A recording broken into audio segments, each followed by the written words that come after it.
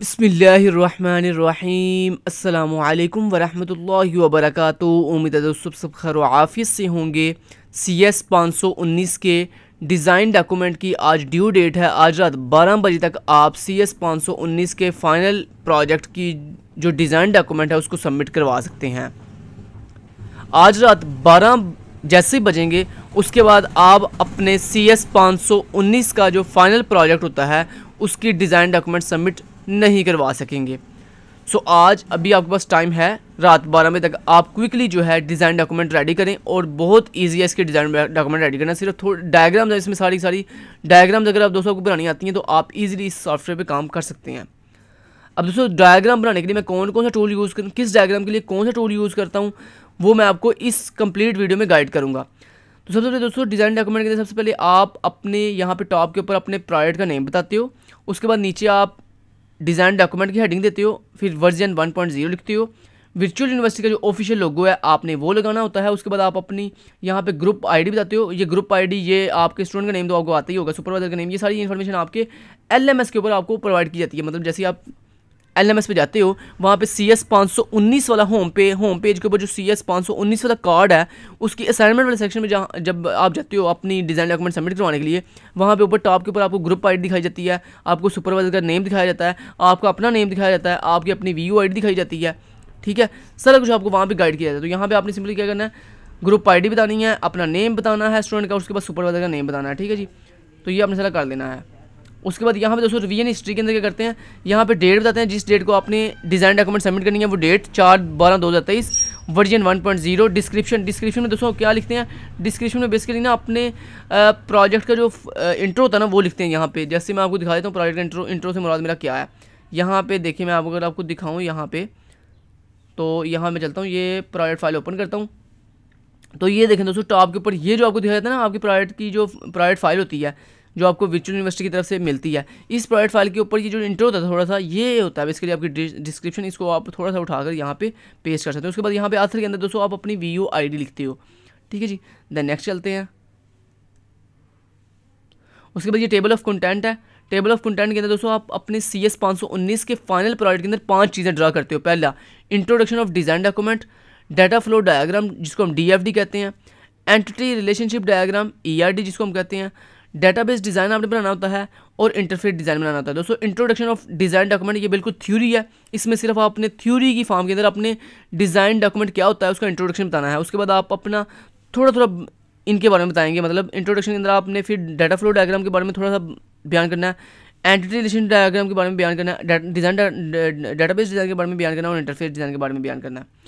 दोस्तों data flow diagram जो है और इसके अलावा जो एंटिटी रिलेशनशिप डायग्राम है, ये दोनों डायग्राम जो है मैंने किस पे बनाई है, मैंने एक ऑनलाइन टूल है draw.io, इस पे बनाई हुई है। तो मैंने draw.io का लिंक जो है अपनी वीडियो के डिस्क्रिप्शन पार्ट में आपको प्रोवाइड कर दूंगा। आप सिंपली इस टूल को यूज़ करते हुए आप भी इसी टूल को यूज़ करते हुए जो है अपनी डायग्राम जो है वो बना सकते हो। ठीक है, तो अगर दोस्तों मैं आपको यहाँ पे गाइड करूँ डाटा फ्लो डायग्राम के बारे में, तो डाटा फ्लो डायग्राम बनाने के लिए आप जब जैसे ही draw.io पे आएंगे, यहाँ पे आने के बाद यहाँ पे आपको देखो जर्नल के ऑप्शन के अंदर यहाँ पे आपको मिल रहा है, देखो ये इक्लिप्स के साथ आप दोस्तों अपना जो है वो सिस्टम बना सकते हो।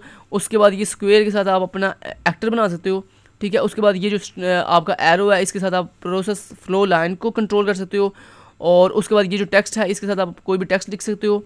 ठीक है, तो ये देखो इस तरह, तो ये आप 4 चीज़ें यूज़ करके अपनी डाटा फ्लो डायग्राम जो है वो बना सकते हो। मैंने भी इसी तरह यूज़ करके बनाई हुई है। ठीक है, उसके बाद दोस्तों आ जाती है एंटिटी रिलेशनशिप डायग्राम। ये एंटिटी रिलेशनशिप डायग्राम बनाने के लिए आप क्या करोगे, उसका भी तरीका बता देता हूँ। उसके लिए दोस्तों आप सिंपली क्या करोगे, draw.io को नए से ओपन करोगे। ये था तरीका DFD बनाने का। DFD के अंदर जर्नल के अंदर आप आओ, और ये देखो आपको मैंने सिंबल बता दिए हैं। ये सिंबल है जी प्रोसेस सिस्टम बनाने के लिए, ये स्क्वायर बॉक्स है जी आपके प्रोसेस एक्टर बनाने के लिए, टेक्स्ट आपका टेक्स्ट लिखने के लिए, और ये सिंगल एरो डाटा फ्लो बनाने के लिए। ठीक है, उसके बाद आप चलते हैं ERD कैसे बनाएंगे। जब दोस्तों आप ERD के लिए दोबारा से draw.io को ओपन करेंगे नए सिरे से, तो यहाँ पे आपने जर्नल में नहीं आना, बल्कि आपने दोस्तों जर्नल को क्लोज करना है। यहाँ पे एक दफ़ा जर्नल के ऊपर क्लिक करेंगे, ये ओपन हो जाता है, दोबारा क्लिक करेंगे ये क्लोज हो जाता है। उसके बाद यहाँ पे एंटिटी रिलेशन के ऊपर आपने क्लिक करना है। जैसे आप यहाँ पे क्लिक करोगे तो देखो आपके पास एंटिटी की सारी ऑप्शन ओपन हो गई हैं। यहाँ पे दोस्तों कोई भी एंटिटी की डायग्राम बनाने के लिए ये देखें, ये एंटिटी की शेप है, इसको पकड़ेंगे एंटिटी बन गई। उसके बाद ये आपकी स्ट्रेट लाइन है जो आपकी रिलेशन बनाती है, मतलब आपने एंटिटी को मिलाना है अपने एट्रीब्यूट के साथ, वो मिलाने के लिए आप इस तरह करते हो। एट्रीब्यूट आपको यहाँ पे देखें ये की एट्रीब्यूट है, ये आपका सिंपल एट्रीब्यूट है, ये फॉरेन की एट्रीब्यूट है जिसको हम वीक एट्रीब्यूट कहते हैं। ठीक है, अब एट्रीब्यूट यहाँ पे अपने एंटिटी के साथ आप इस तरह एट्रीब्यूट जो है फिक्स करें, इस तरह से आप एट्रीब्यूट जो है वो लगा लें, सॉरी आप इस तरह से जो है वो एट्रीब्यूट लगाएं।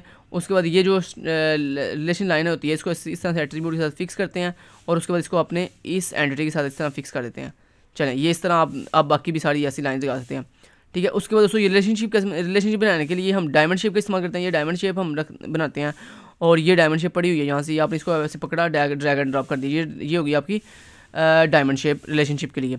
उसके बाद टेक्स्ट लिखने के लिए आप सिंपली अपनी वो जो रिलेशन लाइन के ऊपर आप टेक्स्ट लिखते हो वो आप कैसे लिखते हो, उसके लिए दोस्तों उसके लिए आप जर्नल में आओगे और जर्नल में ये जो टेक्स्ट का ऑप्शन है इसको आप यूज़ करते हुए अपने टेक्स्ट लिख सकते हो। लेकिन जी दोस्तों एंटिटी रिलेशनशिप डायग्राम बनाने के भी जितने सिंबल थे वो मैं आपको सारे गाइड कर दिए। आप चलते हैं और नेक्स्ट दोस्तों ये जो डाटाबेस डिज़ाइन है, ये डाटाबेस डिज़ाइन बनाने के लिए आप सिंपली जो है किसी भी मतलब डाटाबेस जो आपके मैनेजमेंट सिस्टम होता है जिसको हम DBMS कहते हैं, जैसे SQL सर्वर है, जैसे जैम सर्वर है, जैसे वैम सर्वर है, कोई भी सर्वर है, लैम्प सर्वर है, कोई भी सर्वर है आपके पास, उस सर्वर का आप इस्तेमाल कर सकते हैं। मैंने दोस्तों डाटाबेस डिज़ाइन बनाने के लिए जो है जैम सर्वर का इस्तेमाल किया है।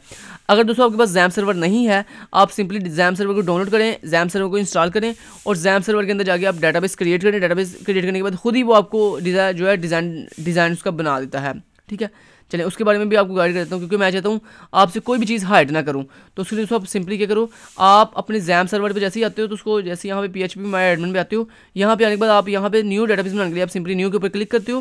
क्लिक करने के बाद यहाँ पे डाटाबेस नेम दोगे, जो भी हमने डाटाबेस का नेम देना है। उसके बाद क्रिएट के ऊपर क्लिक कर दो। जैसे दोस्तों आप क्रिएट के ऊपर क्लिक करते हो देन ये आपकी डाटाबेस यहाँ पे लेफ्ट साइड पे बन के आ जाती है। उसके बाद आप डाटाबेस के ऊपर क्लिक करो, उसमें दोस्तों आपको मिलता है एक ऑप्शन न्यू का। आप सिंपली न्यू के ऊपर क्लिक करो तो आपको मिलता है टेबल का ऑप्शन। यहाँ पे न्यू के ऊपर अगर मैं क्लिक करूँ ये देखो ये ऊपर टेबल का नेम बताते हैं, नीचे ये टेबल के एट्रीब्यूट यहाँ पे बताते हैं। ये सारा तो जैम सर्वर को किस तरह से यूज़ करते हैं ये आप सारा वीडियो देख सकते हैं यूट्यूब के ऊपर।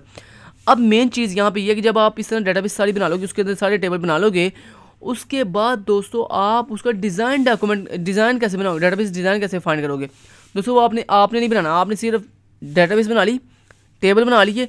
अब दोस्तों आपने क्या करना है, जो डाटाबेस अभी भी आपने बनाई है उस डाटाबेस के ऊपर नेम के ऊपर एक दफ़ा क्लिक करना है। जैसे दोस्तों आप उसके ऊपर एक दफ़ा क्लिक करोगे, यहाँ पे आपको टॉप के ऊपर एक ऑप्शन मिलता है मोर का। आपने सिंपली मोर के ऊपर जाना है, डिज़ाइनर के ऊपर आपने जाना है। डिज़ाइनर के ऊपर जैसे आप क्लिक करते हो यहाँ पे देखो आपको डिज़ाइनर व्यू बन गया। ये देखो खुद ब खुद से हमने आप डिज़ाइनर व्यू बना के दे दिया आपको। तो ये था दोस्तों तरीक़ाकार डाटाबेस डिज़ाइन बनाने का। उसके बाद चलते हैं, उसके बाद दोस्तों इंटरफेस डिज़ाइन। ये इंटरफेस डिज़ाइन बेसिकली कुछ नहीं होता, ये बेसिकली इंटरफेस डिज़ाइन होता है कि आप जो प्रोडक्ट बनाने जा रहे हो उसका फ्रंट एंड कैसे का होगा। उसके लिए आप जस्ट एक या दो पिक्चर लो किसी भी प्रोडक्ट की, डमी किसी भी इंटरनेट पे जाओ और कोई भी अपने जो आपके प्रोडक्ट का नेम है वो आप सिंपली सर्च करो। जैसे आपका जी टॉय शॉप मैनेजमेंट सिस्टम, आप इस तरह मैनेजमेंट सिस्टम अपने प्रोडक्ट को सर्च करो गूगल के ऊपर और यहाँ पे आपको मिलेंगे डिफरेंट बने हुए प्रोडक्ट। आप उन बने हुए प्रोडक्ट्स के डेमो पे जाओ और उसके फ्रंट एंड का जो है कोई भी एक पिक्चर लो और पिक्चर लेके लगा लो एज इंटरफेस, उसका कोई इशू नहीं होता, वो आप कोई भी पिक्चर लगा सकते हो।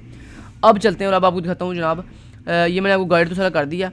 अब आपको दिखाता हूँ सबसे पहले दोस्तों ये है आपका first task introduction of design document. ये देखो मैंने सारा खुद लिखा है, ये सारा मैंने खुद लिखा हुआ है, ये मैंने सारा डिज़ाइन डॉक्यूमेंट का लिखा हुआ है। अब जैसे मैंने आपको बताया था कि इंट्रोडक्शन ऑफ डिज़ाइन डॉक्यूमेंट के अंदर आप सारा डिज़ाइन डॉक्यूमेंट लिख सकते हो, मतलब ये सारा आप इंटरनेट से जो है उठा सकते हो। इंट्रोडक्शन ऑफ डिज़ाइन डॉक्यूमेंट क्या होता है, उसके बारे में डिज़ाइन डॉक्यूमेंट क्या होती है, उसके बारे में आप थोड़ा ब्रीफली एक्सप्लेन कर सकते हो, उसके दो तीन पॉइंट लिख सकते हो। अब ये देखो ये सारे पॉइंट्स मैंने लिखे हुए हैं, ठीक है जी।